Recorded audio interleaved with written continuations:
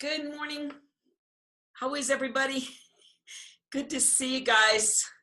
Hey, welcome to our follow-up recording. It is fabulous to see you guys jumping on, and it was so good to see you all in Long Beach or Orlando, wherever I saw you. I know that some of you have shared this link with others, and so there may be some people here that don't know me or didn't get the chance to get there and see me. So I'm going to just introduce myself for 2 seconds, and then we're going to jump into some great content. This is going to be a very interactive time today, so I'll teach you a little bit, answer some questions, play with you some, and see what it is I can support you in as you are growing your business. So first of all, let me say my name is Deb Erickson. I am a business mindset coach. And people always say, you know, what is that? Well, I used to tell people I'm a neuro coach, and nobody could figure that out. And so business mindset is really a description of who I work with, which are network marketing business owners. And the whole focus is really mindset. Now, let me just tell you this, that mindset to me is the beginning of building your business in this industry. If you are struggling mindset-wise, then it really doesn't matter. All the skills, you can build all the skills that you want. You can get all of the skill training you want. If mindset is the block, then your business is going to bump up against a certain amount of resistance and therefore hold your growth back. And so that's my focus. I don't say exclusively with women because I have many men in my program, but our focus is really on the female mind. That's probably what separates my work from other work, is that this is not 50s kind of positive mental attitude stuff and mindset training. This is present day, here and now, leading edge neuroscience in a practical, wrapped in a practical wrapper, so that you as a business leader understand how the women on your team are wired. You know how you're wired, and therefore you can kind of circumvent some of the big challenges that people are having. You guys got it? Good. All right, so let's jump in. And I have told you before, so I'm not going to spend a lot of time on my own history. I was a PE teacher and a coach. I entered network marketing myself after years in sales and marketing, fell in love, went to the top, enjoyed all the benefits of network marketing, decided to build my own company so that I could go wide and literally help women around the world. And that's what brings us here today. I have been connected to the doTERRA community now for about 1.5 years. The door got open for me really with Haley Hobson, and started working as her coach, her team's coach, and have built really a reputation based on my ability to get results, unsticking people, getting people unstuck. And that's what we're going to talk about today. So we're going to talk about your team and how we get them unstuck and back into action. Okay.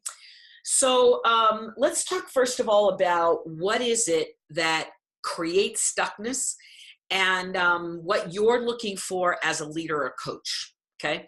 So many times what you're going to watch me do in all of my trainings is I do bring up all kinds of visualizations. I bring up little visual tools because I am a coach and a teacher, and I do know the power of being able to kind of see what people are talking about. Okay, so what I'm going to do is I'm going to show you a couple of visuals that I created when I'm training to kind of help you understand specifically what we're talking about. So we're going to talk first about fear. So let me bring up that little visual about fear. Fear really comes from a specific part of the brain. We call it the threat center, or some people call it the fear center. But the idea is this is a piece of the brain that is literally the most prehistoric or ancient part of your brain. It is the reaction side of the brain. And this part of the brain has its own I'm going to call it its own thinking mechanism. And what I mean by that is simply this little piece of the brain right here, the amygdala, when it fires off, what it has decided is there's something in your presence that is a threat. So when we're talking about your people and we're saying they're stuck, what we're really saying is that their amygdala got triggered and they have no idea how to move past it. So let's talk about the 3 ways people get stuck, or I should say the 3 ways people respond to fear. In general, it's fight, flight, or freeze. And I'm gonna really emphasize a couple of things. Guys will tend to go into fight mode first. Tend to, okay? And when I say fight mode, what I mean is lean into. I'm not saying put up your dukes. I'm saying they move towards fear. So they confront, right? They go after it. They look at it. They could feel fear, but they move towards it anyway. It's part of their social programming. It's probably testosterone. I mean, it's a million different reasons why. That tends to be their first response.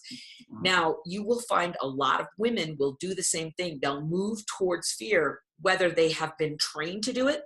Young athletes, little girls who are in athletics are now learning this skill at a very early age, even though it might not be their normal thing, they're learning it. Certain personalities tend to lean towards moving into action.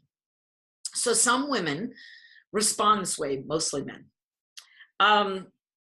Flight and freeze are the ways that in general women are more wired to take. So flight is to run away and freeze is to hide. So put these together, run and hide, you get stuck. So when we talk about people being stuck, what we're really saying is that they have gotten triggered, right? This response has gotten triggered, and they are now going to be responding to that fear in one of these ways. And the way they habitually, write that down because this is big, the way they habitually respond is they run and hide. So when I say habitually, what I mean by that is there's another part of the brain that does anything it can to maintain order. So it's like a hamster on a hamster wheel, round and round and round, repeat patterns, right? Put you on automatic pilot. So everybody has habitual responses, things that we go to over and over and over again.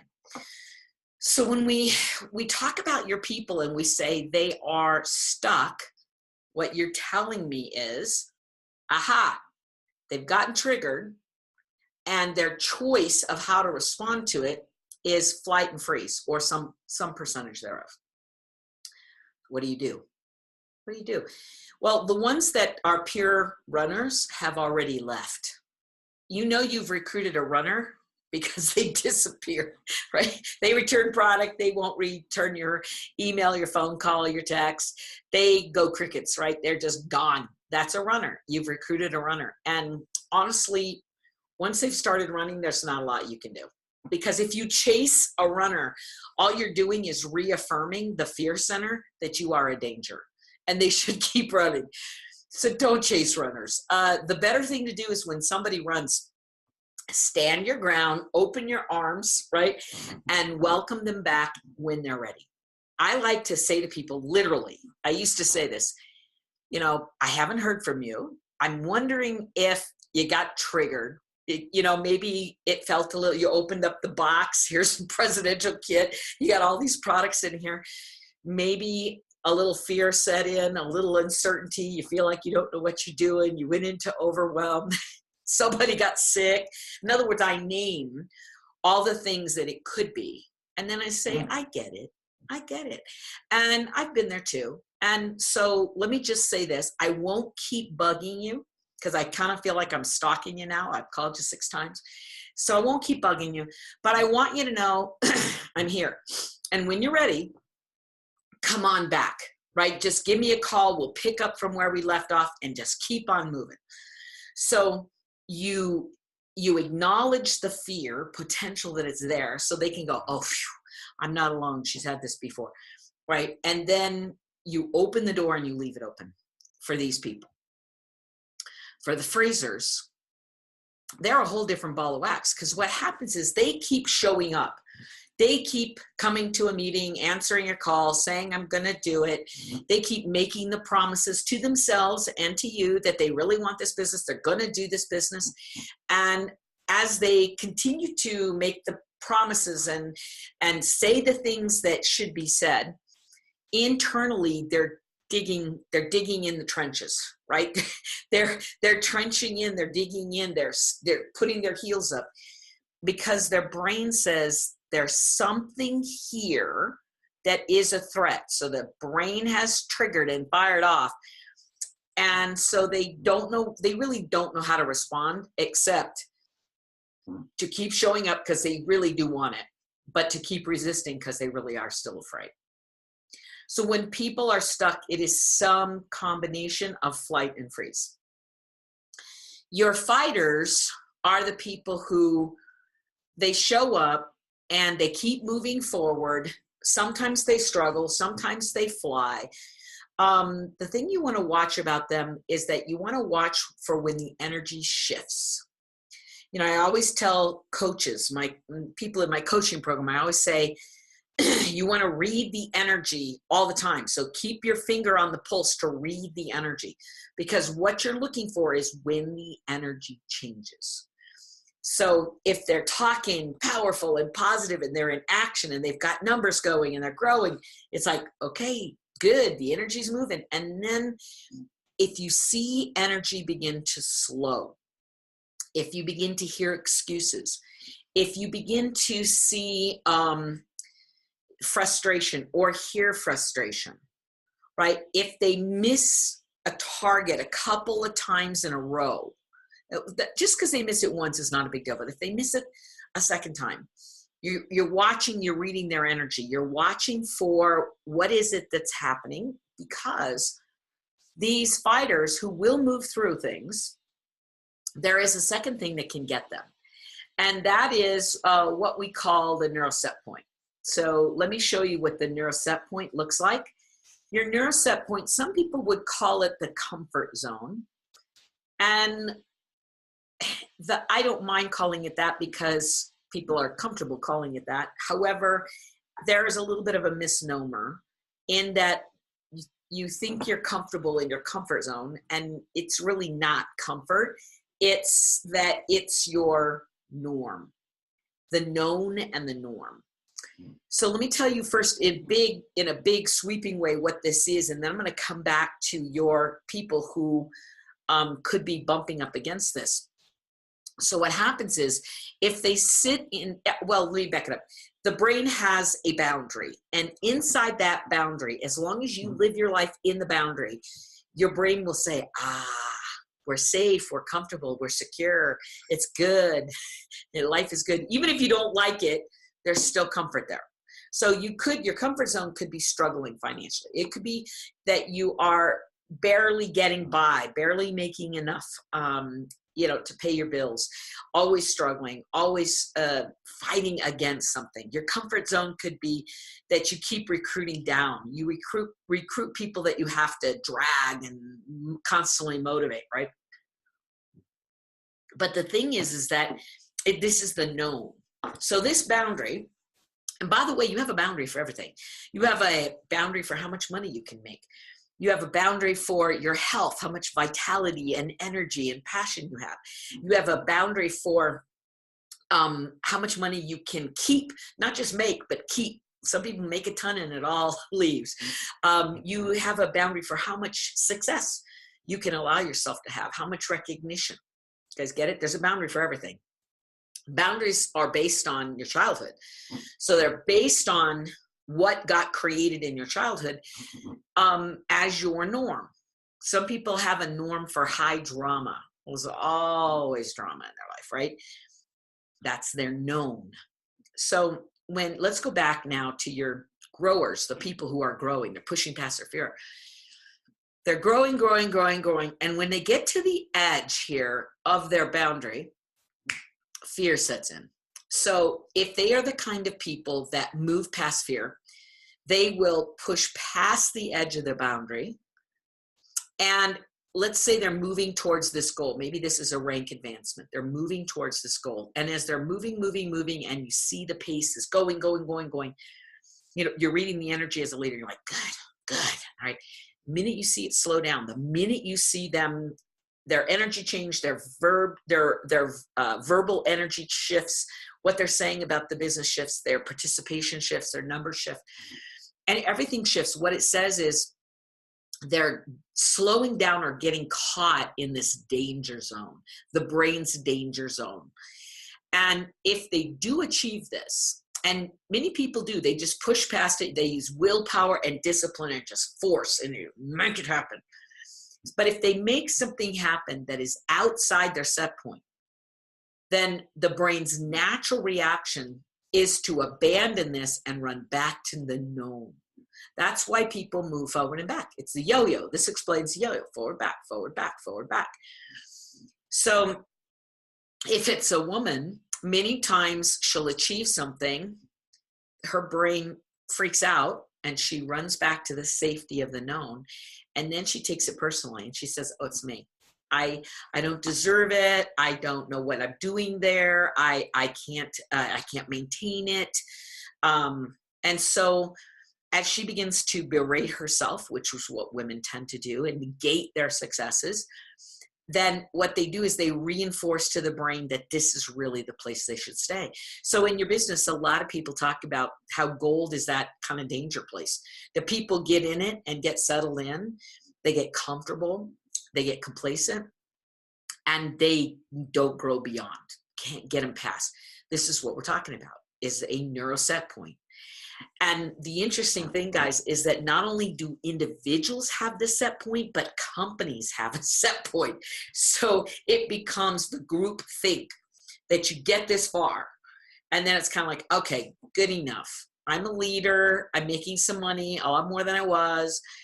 And what happens is this individual looks out and says there's more potential threat, danger, responsibility, accountability. There's something that could cause even more threat here than here. You guys feeling it? So what your job is as a leader, as a coach, is that you are constantly looking at your team, the key players on your team, and you're reading their energy. You are observing their behavior, their language, you're listening, you're feeling into it, and saying, are they moving forward or slowing down or stuck? So when this person gets stuck, that's part of what we're talking about today, is how do you get somebody unstuck? One of the things we got to do is figure out why. What is the brain reacting to, right? What is the fear? And is it a set point issue? Or is it a past programming issue? Okay, so if it's a past programming issue, that's called neurolinking. And what it simply means is there's something from their past and the brain has gotten hooked. It's connected it to something. So we see this all the time in our business, don't we, guys? We see this all the time. People hook making a phone call to fear. Right? They pick up their phone and they got to use their phone. They got to text people. They got to call people. They're reaching out. They're setting up meetings. They're doing a Facebook Live. They're doing something that puts themselves out in the world. So when people are afraid, when they don't respond, what it almost always means is they got triggered. Fear got triggered, and somehow their brain has linked the connection that this activity is just like that memory. This activity has the potential to get them rejected, to cause them to doubt themselves, to feel humiliated. Whatever it is, I want you to know that your people, some of you may be feeling this as well, but your people are getting triggered daily. Just count on it. Okay. So, because everything we do in this industry triggers people's stuff. Unless somebody comes from a sales background, unless they're more of the male mindset that comes from, really, truthfully, an energy where they are not getting hooked, right, with the personal side of the equation, they're going to get hooked. They're going to have doubts. They're going to have, their fears are going to get triggered. So what do we do? What do we do when it happens? Well, the first thing I'll tell you is the faster you can get to it, the better, because the quicker you can acknowledge, number one, I see something going on. I can feel it. I can, the faster you acknowledge it, you help them become aware of it. And you know how we talked about that on stage? We talked about conscious and subconscious awareness. And the thing is that the biggest reason people quit here is that something happens, something comes up, they stay relatively unconscious about it, but they go into avoidance around it, and then they come up with all kinds of excuses. Oh, I was too busy. I had to do other things. There were other commitments. It's just not me. All the stuff that people say, they only say those things. Hear me. They only say those things because they have, they've gotten triggered. Something occurred. They got triggered, and now they don't know what to do with it. They really don't know what to do with it. And that's where you come in. You've got to know what to do with it, guys. You have to know that it's normal, that people are going to get hooked. They're going to get afraid. Their past is going to get activated and triggered, and stuff's going to come up. And you have to fearlessly approach that knowing and that energy with tools. You got to have a tool. You got to have something that goes, hey, right, here's your brain. Okay. And it is one of the most important things that's going to happen. I don't care how good our product is. If we don't get your brain on board, stuff's going to happen. Right. So here's the brain. We got to make sure that we are activating it, nurturing it, directing it, focusing it, because when that little brain in the box reacts, it'll take them under. You guys get it? If you leave them uneducated, if you leave them uncoached, if you leave them without leading them, then people find their own solution to the resistance. They find their own solution to the uncomfortableness, and they leave. Now, they either leave physically, they're gone, or they leave mentally and emotionally. So they could show up, but they'd stop trying. And then what do? You're trying to motivate. You guys get it? And as you try to motivate, you tend to go to exterior motivation.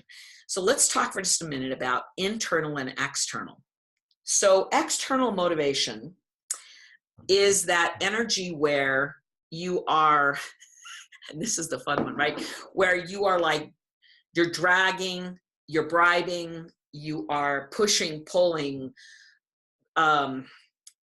manipulating. You do anything you can to get energy moving.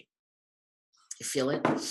So the problem with that is that number one, it's always temporary. It's always temporary. So when your company they do a BOGO, right? They do some kind of I guess I'd call it like a campaign. They do an incentive campaign because there's a trip, or there's a free this or free that, or you double your points, or whatever it is. They are doing that to drive sales, to drive numbers or volume or growth in some way. It's always growth oriented. Good for them.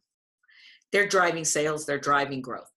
So you as a leader have to look at these offers and say, all right, I'm going to show them to my team, offer them to my team. We're going to motivate the team, and that's good for you. But what I want you to recognize is every single one of these is a temporary solution to some problem. Meaning I can get people moving for a short period of time in order to achieve some goal. But you know what? The minute they've achieved that goal, they're going to go back to their old behavior. So have you really grown the business, or have you gotten a temporary boost? And I'm going to tell you, 9 times out of 10, you've gotten a temporary boost. Because the interesting thing is that when people kind of like bear down and force something to happen in order to win something, to achieve something, in general, they're not changing their behavior. What they're doing is holding their breath and pushing past the fear. So it's kind of like, I'm going to make this happen. And then later they'll look back and go, yeah, but that wasn't me. And that did not feel good. And I do not want to do that again. So what you find is that people, they get into bad habits. You know, some people, like, they elevate their energy almost to manic. And they go, go, go, go, go, go, go. And yeah, they do achieve something, but it isn't sustainable.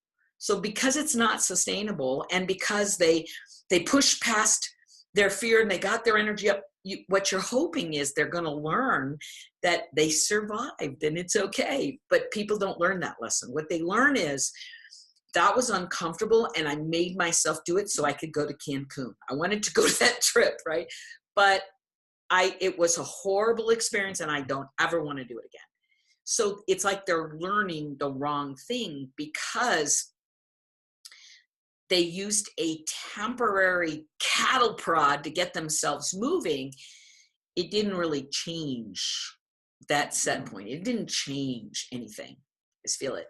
So you want to use external motivation with the understanding, with your understanding and their understanding. Hey, all we're doing here is we are going to push the boundaries in order to get something done.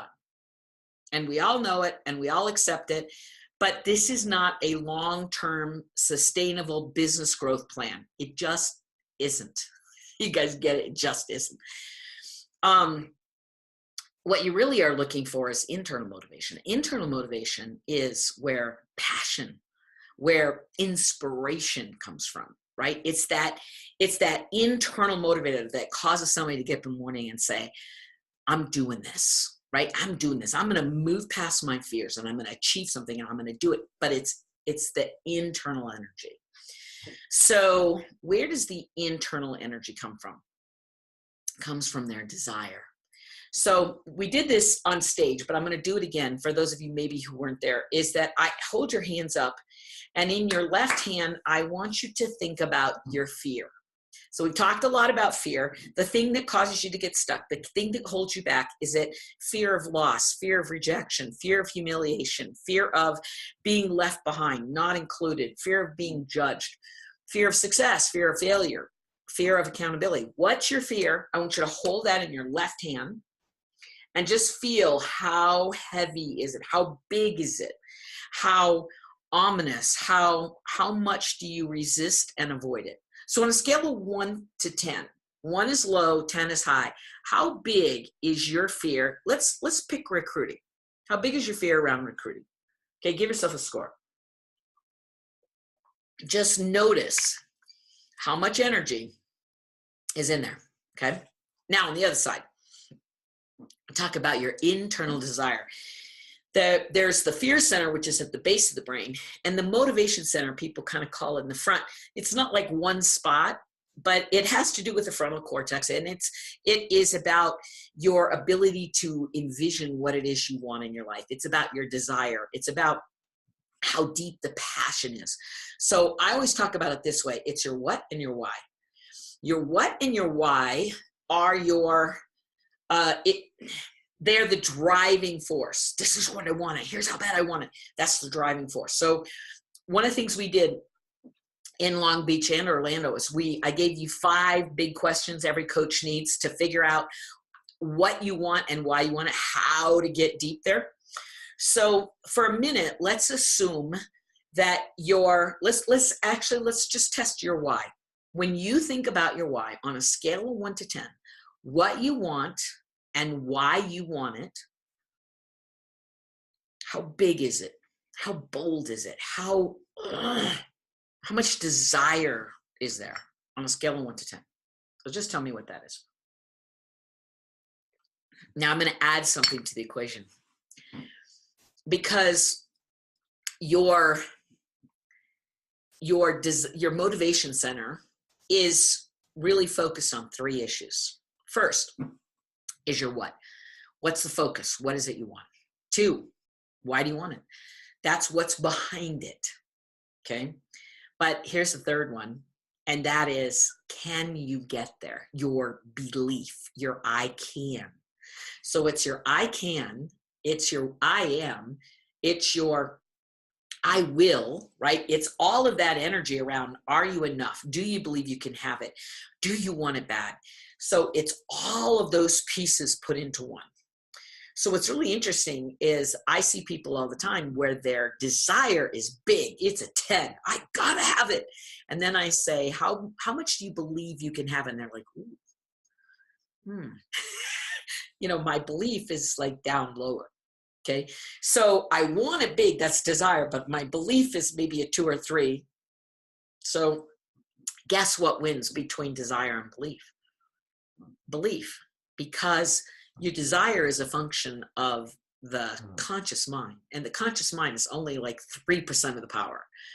Your belief is a function of your subconscious mind. That's like 97% of the power. So when belief and desire go head to head, guess what?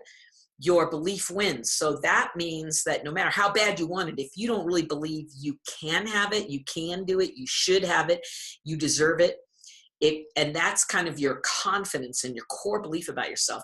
No matter how bad you want it, if your core belief is low, you're going to come down to your core belief energy. Got it? So I want it bad, but I'm not sure I deserve it or believe I can do it.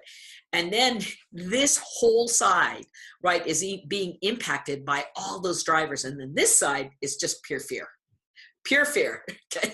So if you say, I'm really afraid of rejection, and that's pretty high. I really want this goal, and that's really high, but I'm not sure I deserve it. That's down here. And why do I really want to go after it? So what happens is fear tends to almost always be higher than people's what, why, and their belief on whether or not they can.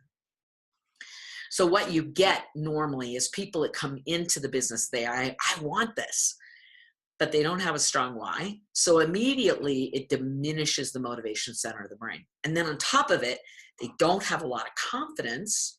It diminishes the motivation center of the brain as well. So now you have somebody that says, well, I want it, but in the minute somebody's in that space, they're going nowhere with that energy. If that's where they stay, they're not going anywhere.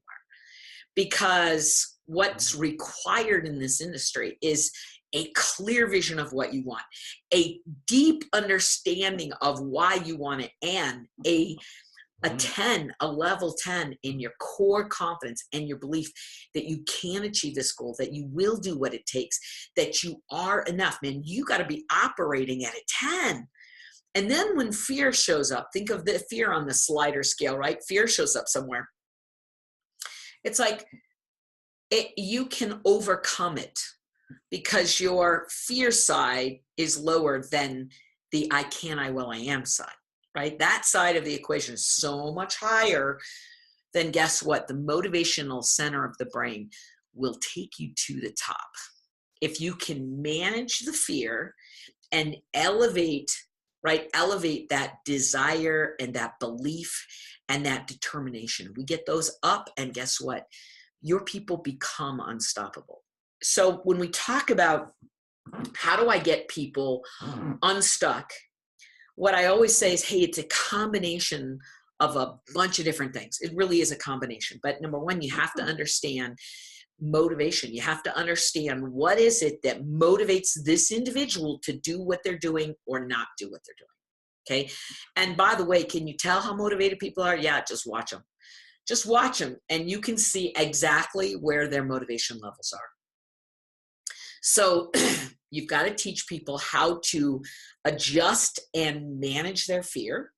And you have to teach people how to elevate their ability to identify that goal, hold the vision, to elevate their why, to know what it is that moves them into action and what is it that's important. And they got to stay focused on it 24/7. They got to elevate it and focus on it. And then we got to get back into the core energy of who they are, right? Their belief about who they are and what they can do, and that they deserve it. And we got to elevate that as well.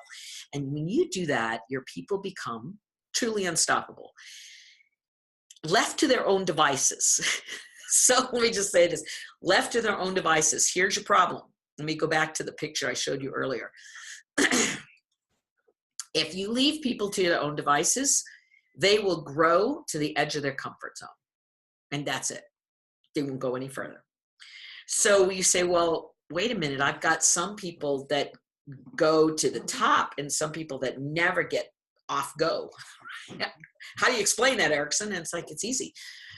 Everybody has this set point or this comfort zone based on their past, their life experiences. And so as people come in, they bring their baggage. As people come in, they bring their identity. They bring their mental blueprint. They bring their energy with them.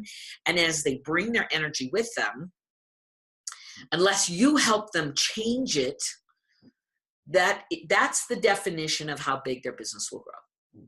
Bottom line.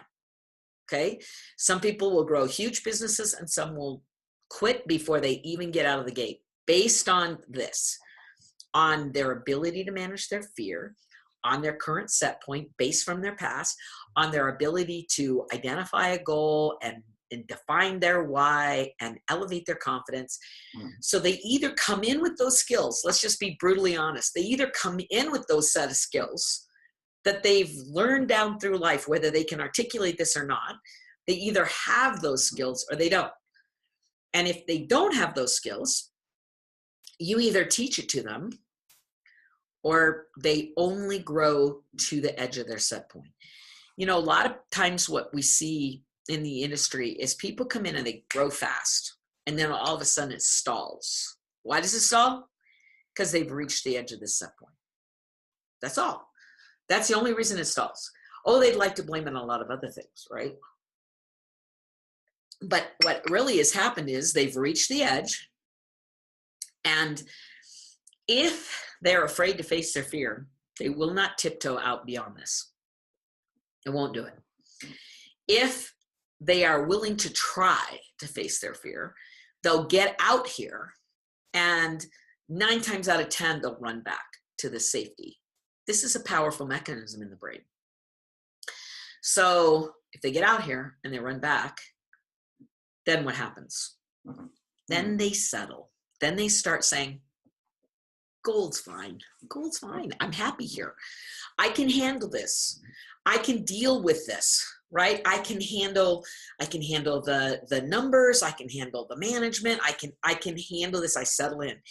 And then here's something really critical. When people settle in this industry, little by little by little, their business begins to get eroded, right? Kind of like, have you ever stood at the edge? You stand right where the waves come in at the beach. And if you just stand in one place very long, what happens? The waves pull the sand out from underneath you, right? And it erodes the energy below you. Well, that's what happens in your business. If you stand still, the waves, the energy of life will erode the business. You know why? Because the business is a business of erosion. It's a business of attrition. People leave. So it truly is an energy game, a numbers game. Can you create more energy of stuff flowing in than is naturally going to be going out? So the ocean is kind of a good little visual for us to just say, hey, it's going to come in and out. People are going to come and they're going to go, right? In and out. So the question is, do you have more energy coming in and being deposited on the beachfront or more energy that's going out? And what I'll tell you is people who grow significant organizations never stop adding to their organization. They are always in a sponsoring mode. They're always in a recruiting mode. They're always in a sharing mode. They're always adding unto, because they understand that not everybody's going to stay, number one. You know, not everybody's going to say yes. Not everybody's going to stay. And even people who have stayed for a long time, life happens, right? Even if it's only for the best of reasons. There are real reasons why people choose to let go of their organization for all kinds of very, very legitimate reasons. And so because that is life, You have to keep moving. You have to keep adding. You have to keep growing. So one of the things that I see is people settle into their comfort zone. And then as they settle, and they're your qualifying leg, and they're now settling, they're not moving, you start freaking out. Because it's like, now in order to keep them qualified, I got to feed that leg. I got to buy into it. I have to put people under it. I have to feed it. And the minute they stop working and you start feeding, that's the beginning of the end. Just got to be honest with you, okay? And here's why I say that, is that we have this illusion that if I put people under and they get a taste of success, well, then they're going to start working. They're going to say, look, I did nothing and I got $2,000 this month. Imagine if I started working. But that's not how the brain is wired. What the brain is wired is, hey, look, I did nothing and I got $2,000. How cool is that? And then they look around and they figured out that you need that leg to be active in order for you to get what you want. And so what's interesting is we tend to reinforce people's set point. What we're saying is, it's okay that you stay in your comfort zone and I'll just do what I need to do so I get a paycheck. And by the way, there's nothing wrong with that. There's nothing wrong with that. You are protecting your paycheck. The problem is when you think it's going to do something to shift their motivation. That's the problem. So feed this leg, buy in all you want to get your paycheck where you want it to be, but don't resent this individual for the fact that they're stuck. They've settled in. They've now become comfortable, but it's more than comfortable. It's a feeling that they've settled. They're settling for this spot. You guys get it? So how do we get people not to settle? First of all, the first thing is about where you set the goals. So when they come in, if you set the goal low, like if you just hit silver, just get gold, just get this, just get that, then what happens is their brain targets a low set point. What we really want to do is put people's sights on bigger targets. And as they get closer to the next target, expand the target to the next one and the next one. So when people come in, their beginning target might be silver. And as they move closer and closer to silver, you shift it to platinum. And then as they hit gold and they're getting close to platinum, it shifts to diamond. So you just keep pushing it up the scale. Why? Well, because we don't want their brain to settle. We don't want their brain to go, I made it. I got it. Now build the trench wall around it, and this is what I'm going to keep. You guys get it? Because that's how we're wired. We are wired to advance, right? Advance and push away, retreat a little bit, and then get settled right in that spot. So if you know that that's how the brain is wired, what you have to do as a coach is be able to push past. Got it?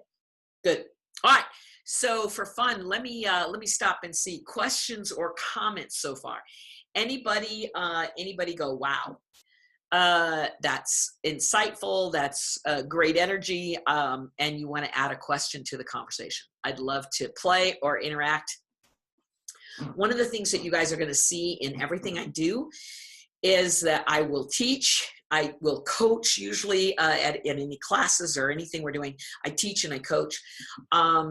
And I really want to walk with you side by side through your growth and development. So I'm going to keep an eye on, and if nobody, okay, wait, here's a question. How do we help our team find their internal motivation? All right, great question. Great question. So you find that internal motivation. Remember those 5 questions I gave you at the event? What you're doing is you're finding their deeper why. That's number 1. And basically the concept is you find what do you want and why do you want it. So when you ask why do you want it, what you're asking is 5 levels of questions, 5 whys.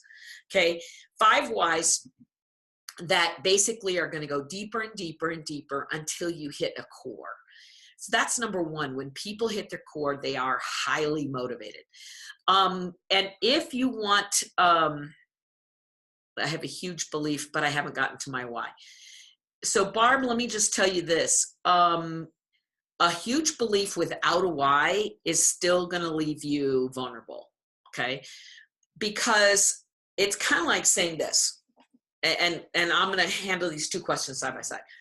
If you say, I want to make $1 million and I believe I can do it. You know, I could do it, I could do it, I can do it, I can do it. But there's no, the brain has to know why. Why is this significant? Why are we doing this? So the brain's number one question is, what's in it for me? Why are we doing this? And what's in it for me? Okay. And you're not answering that question. So if you're stuck or you're not moving as fast as you want to, that's an important question to answer. It activates the motivation center of the brain. So what activates the motivation center of the brain is focus. Here's what I'm going to go after. Why is that important to me? Why creates the passion, the drive, right? The absolute drive. So if you have a belief, that's the energy that says I can do it, but there's no drive for it. That's where you're getting stuck. So you really want to put all three of those together. I want to know what I want to know why I want it, and I want to know that I believe I can. Now, here's the other piece to that, okay? Here's the other piece, guys, is that a lot of people have what I call magical thinking. And that is positive. They have this positive attitude, but they take no action. And so while they're saying, I believe I can do it, if their action isn't backing it up, then that is the brain's big illusion or lie. And it's what so many people do. I can do it. I can do it. I know I can do it, but they don't have any action behind it. You see this a lot of times when people miss a goal, like, I'm going to get it next year. Okay, but what are you going to do different next year? You know, well, I'm just going to get it. I'm going to hit it. That's magical thinking. There's positive energy. That's kind of Pollyanna, right? Positive energy, but there's no action behind it. So what you're looking for is the combination of those two things together. How do we step back from the ones that don't want it as bad? The way I would step back is the 80-20 rule. Remember this, right? Whatever people you have, you are going to always look to find the ones that are in action. Not just the ones talking about it, but the ones that are in action. So if you look at your organization, the 80-20 rule always applies. 20% are bringing you 80% of the results. 80% are only bringing you 20% of the results. So where do you put your energy? With women, here's the really sad part with women is that we tend to give all our energy to the 80%ers. We don't want to leave them behind, and they're needy and they want, and they're verbal and they suck your energy, but they don't go into action. They are stuck. And until they're ready to get unstuck, there's nothing that's going to move them.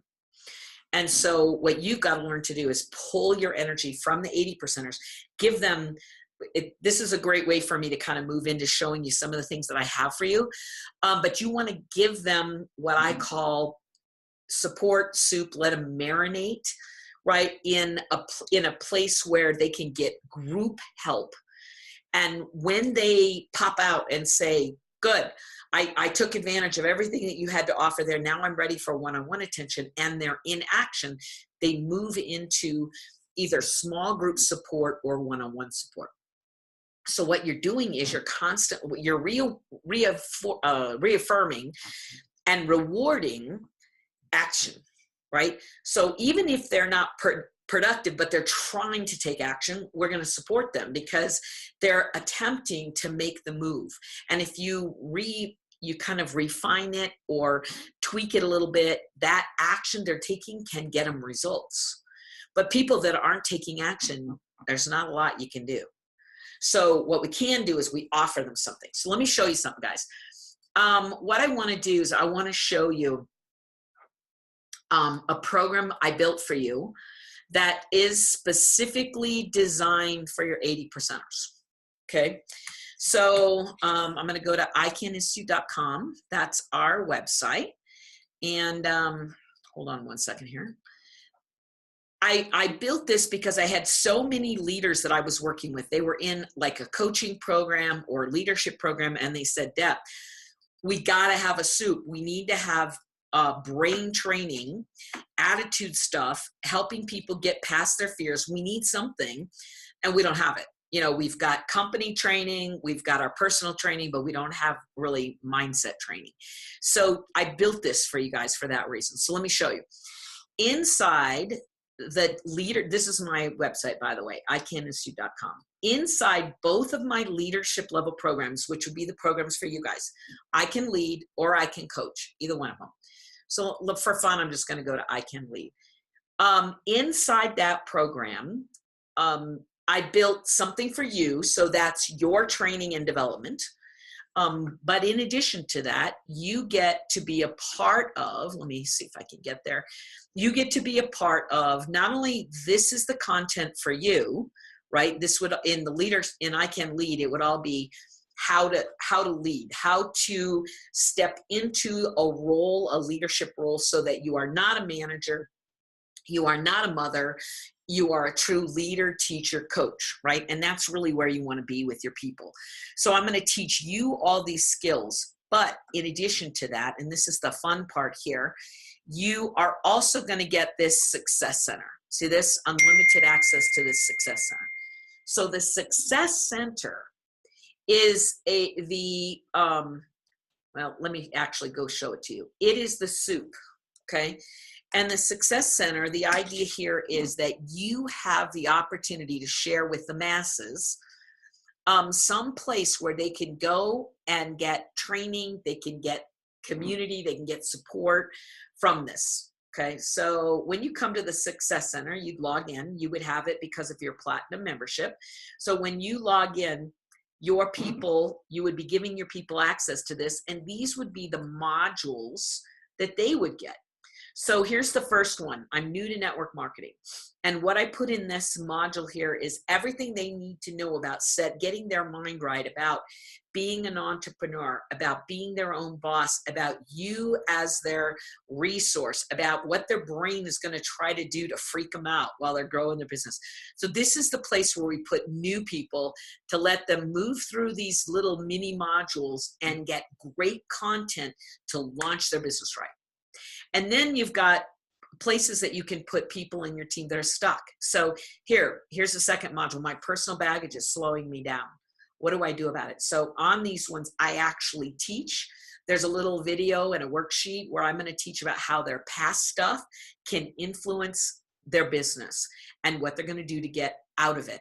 I teach them neuro tools. So here's a couple of neuro tools: overcoming doubt and every thought counts. Great neuro tools for them to create that confidence they need. So pretty much everything I taught you today, I'm teaching in little bits and pieces to your people.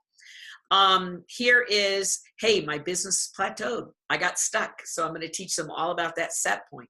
Here's another one. I'm frozen, right? And basically this is teaching them all about the fears that are getting in their way. So this little, here we go. This little site here also gives you a dashboard so you can see who you've invited in, and it's unlimited, so you can share it with as many people as you want, but you have your own personal code. So you can go into your dashboard and see who's using it, who's not, where they are, how far they're in. You can use this if you're taking the I Can Coach program. One of the things that you would do here, guys, is that you would use it as a coaching asset. So as you're coaching someone, let's say you're working with somebody you really know and love, and you're like, man, I got to get them past their stuck stuff. I'm going to go in here to I Can Coach for just a minute. One of the things that could be happening is you're like, I've got to teach them about fear. I got to teach them about their past. I got to teach them about some of the stuff that's happening to them. Well, you could have them go I'm still in leadership. You could have them go to the module specifically that you want them to watch, do the homework assignment, and then come back to you as a coach and say, great, let's move past that. So in the I Can Coach program, I Can Coach is a 6-month program. I Can Lead is just a 3-month program. The idea here is that you are going to learn neuro tools, neuroscience and neural tools to get people moving, to keep them moving, to help them find their motivation, to uncover their past blocks, to uncover why they're stuck. So basically what you're going to do, this is going to teach you to do what I do, is to be able to read people quickly and know exactly what's going on and go, we got to move past that. Okay. You guys get it? So getting your team unstuck, helping them to break out of their comfort zone, breaking free from the negative influences of their past. We're going to look at the issues that show up for your team, and we are going to break through. Okay. So I Can Coach is a 6-month program. You can buy just the package for you. You could also buy personal coaching with it, and that would be the VIP package. So what I'm going to do is tell you that Platinum comes with both of these. So it is the place to put your 80%ers.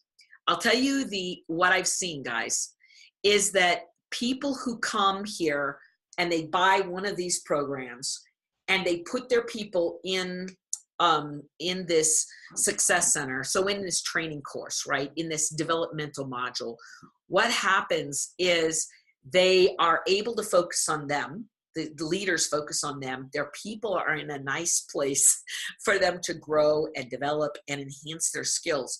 And all of a sudden the growth occurs. So let me tell you a really quick story. I'll stop the share.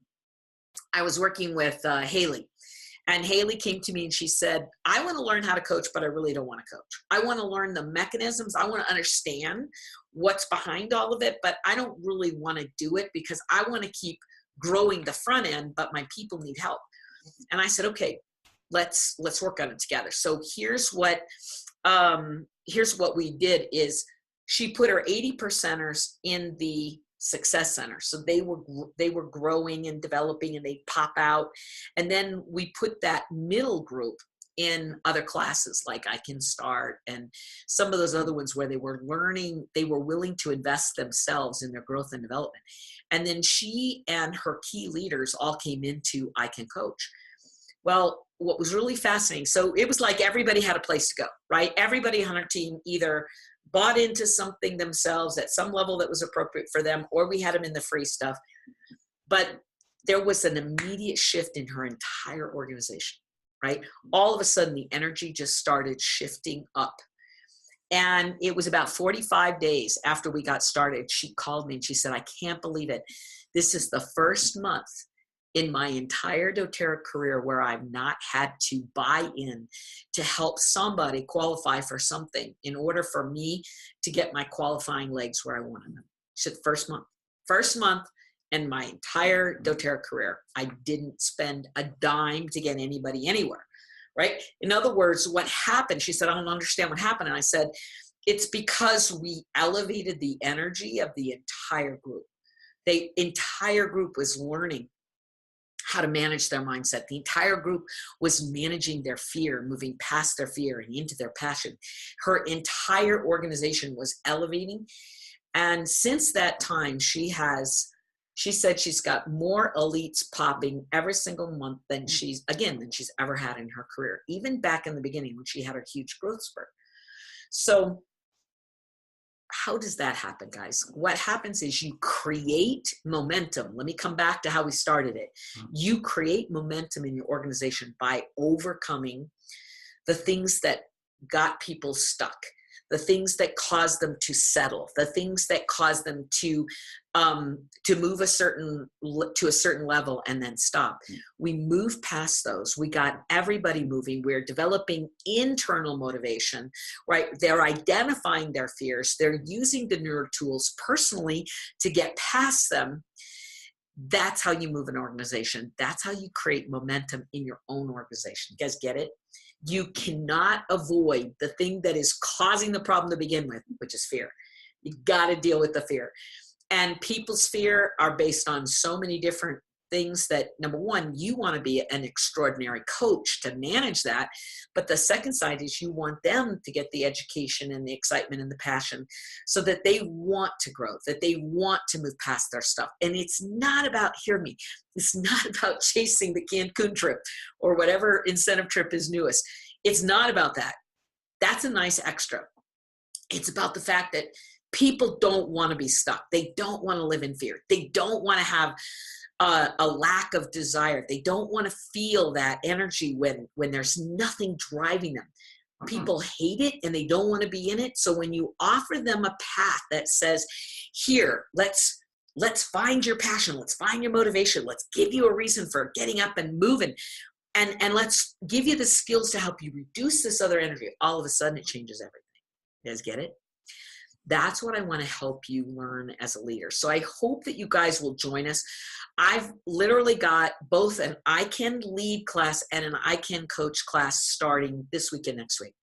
So here's my suggestion. Go to icaninstitute.com and choose that leadership tab and look at those two programs and ask which one is right for you. Do you want to learn how to coach? Do you have a significant team, first of all? And do you want to learn how to coach people past their stuff? And if you say, man, either I can't afford that yet, or that's not where my group is, then go back to the I Can Lead class, which is about elevating your leadership skills. We're going to focus on 3 things in that class, guys. We're going to learn how to, number 1, become the leader that you want to attract. So elevate you. The second thing we're going to do is look at recruiting up.